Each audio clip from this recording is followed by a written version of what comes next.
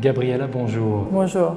Vous avez fait une superbe exposition sur l'art gothique dans votre galerie Quai Voltaire.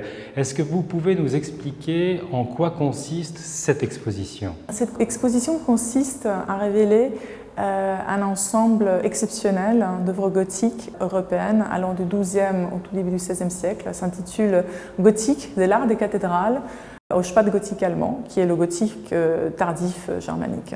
Les pièces sont vraiment impressionnantes. Qu'est-ce qui a guidé votre sélection? Oui, le choix est rigoureux. Il est parti d'une réflexion à la fois artistique, historique, intellectuelle. Chacune de ces pièces, chacune de ces sculptures ou objets d'art apporte des nouvelles connaissances à l'histoire de l'art médiéval.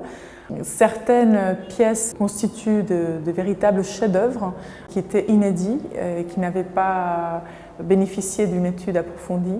Comme par exemple cette Vierge provenant de l'abbaye Saint-Gorgon, rattachée à l'abbaye de Bocherville en Normandie.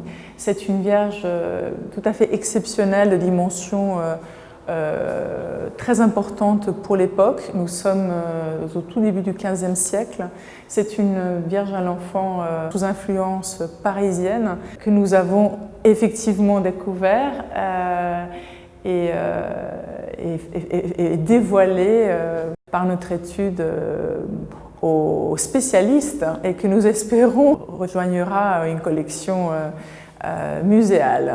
Pour tout vous dire, c'est notre souhait.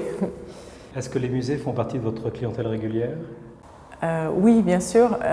Par exemple, nous avons vendu des pièces en France au Musée national de la Renaissance, au Musée national du Moyen-Âge, ainsi qu'au Musée du Louvre, et pour les musées étrangers, le musée métropolitain à New York. Et il y a une partie importante de votre travail qui consiste à analyser les œuvres. Vous avez produit un catalogue impressionnant par sa précision.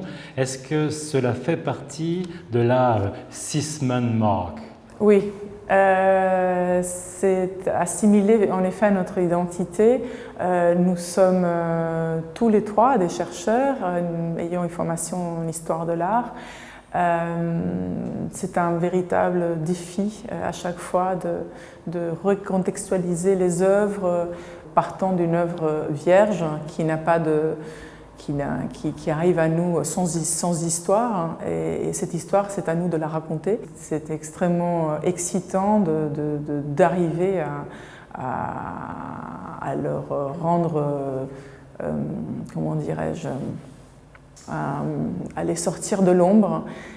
Cela vous prend combien de temps de faire un catalogue pareil?